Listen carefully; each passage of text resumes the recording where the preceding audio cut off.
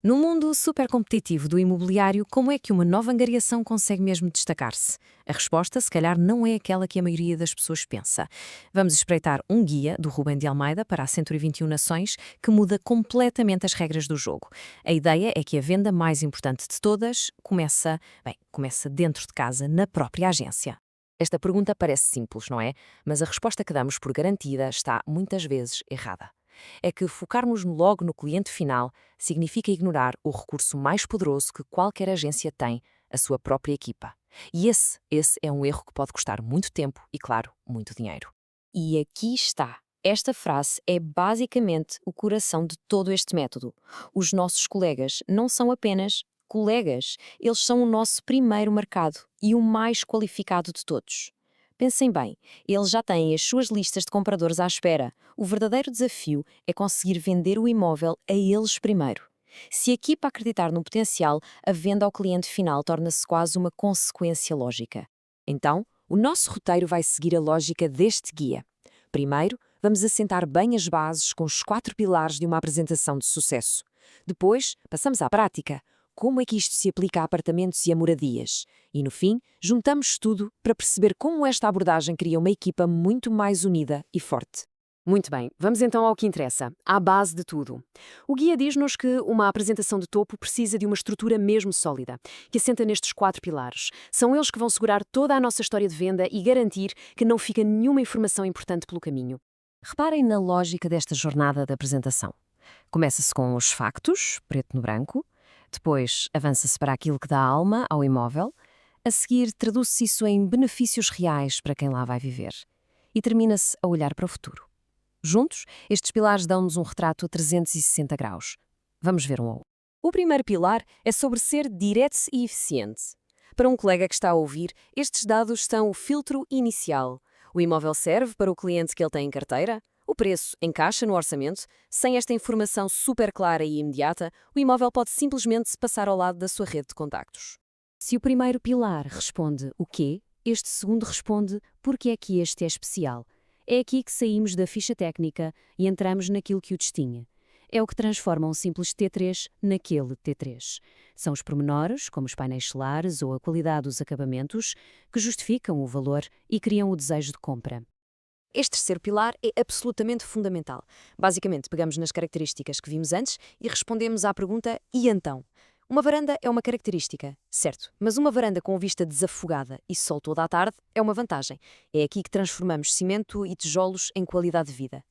E por fim, a visão a longo prazo. Este pilar responde à pergunta do comprador mais astuto: isto é um bom investimento? Não se trata só de onde se vai viver hoje, mas do valor que se está a construir para o futuro. Isto é ouro para atrair investidores ou famílias que estão a planear a vida. Ok, já temos os 4 pilares bem assentes. Mas como é que isto funciona numa apresentação real? O guia mostra-nos exatamente isso, a começar por um modelo passo a passo para um dos produtos mais comuns, o apartamento. Como se pode ver, este fluxo é quase como contar uma boa história. Começa-se com uma introdução, desenvolve-se com a descrição e análise do mercado, depois atinge o ponto alto com a estratégia de venda e, por fim, fecha com os próximos passos. Cada etapa constrói sobre a anterior, leva os colegas pela mão de uma forma super clara e persuasiva. Dentro de um apartamento, são mesmo os detalhes que fazem toda a diferença. Para um colega, saber que o chão é de madeira maciça ou que as janelas têm vidro duplo não são só pormenores, são argumentos de venda, argumentos que ele pode usar na hora com os clientes para justificar o preço e a qualidade. No apartamento, a experiência de vida não termina na porta de casa. O que está do lado de fora, seja uma piscina no condomínio, um lugar de garagem ou uma paragem de metro a 2 minutos, pode muito bem ser o fator decisivo.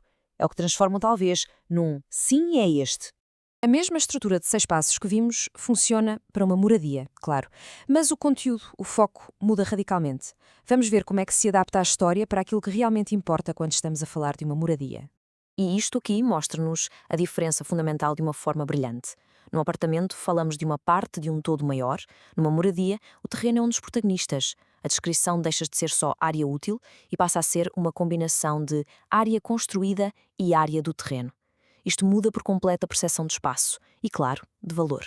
Por causa disso, as características exteriores ganham um peso gigante. O jardim privado, a piscina, aquela zona de lazer, são estes os pontos que fazem a diferença. Numa moradia, muitas vezes a venda acontece lá fora. A autonomia e o espaço exterior privado são, sem dúvida, os argumentos de venda mais fortes. E esta diferença no tipo de espaço leva-nos a uma diferença crucial no tipo de comprador. O gráfico ilustra isso perfeitamente. O apelo de um apartamento na cidade é muito diferente do de uma moradia com jardim. Perceber quem é o público mais provável é a chave para que os nossos colegas consigam, num instante, ligar os pontos com os clientes certos que têm na sua carteira. Bom, já vimos a teoria dos pilares e como é que ela se aplica na prática. Mas qual é o resultado final disto tudo? Por que é que ter uma estrutura padronizada é assim tão poderoso? O grande objetivo não é criar uma linha de montagem de consultores, é criar uma equipa de alto rendimento. Quando toda a gente fala a mesma língua, a informação sobre um novo imóvel circula sem ruído, sem falhas. Um colega do outro lado da sala sabe exatamente o que perguntar e onde encontrar a informação. Isto acelera tudo, a partilha e, claro, a identificação de possíveis compradores. E no fim de contas, tudo se resume a isto, como o próprio autor do guia nos diz. O verdadeiro poder de uma agência não está apenas nos seus consultores individuais, mas na sua força enquanto coletivo. E esta comunicação estruturada é o motor que transforma um grupo de pessoas numa equipa a sério, coesa e super eficaz. E fechamos com esta reflexão. Este método de comunicar, factos, diferenciais, vantagens e potencial, vai muito para além do imobiliário, não acham? É uma ferramenta universal para vender uma ideia, um projeto, o que for. A pergunta que fica no ar é: em que outros projetos é que esta clareza pode transformar completamente os resultados? Fica a ideia.